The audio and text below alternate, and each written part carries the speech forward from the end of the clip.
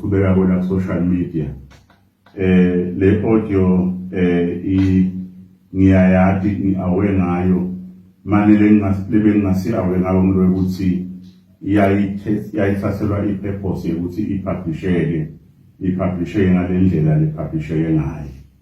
Umuntu ke nebekune njengeliswati lelihlonipha kuneliswati lelathi inkosi yalo nelive. Ngithi angithathe lelithuba ngixolise kakhulu to their majesties, his majesty the king, kuyo indlovukati yemhlaba na kuye ndunankulu lo bekwengwenyama ibhekwe ukuthi sitawusebenza naye ehhovisi nekumhlonipha nangekumbambisa ngetikhathi tonke.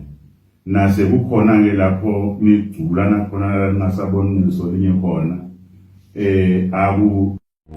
Vagane mandla kichimani nitsikwe Vagane mandla kichimani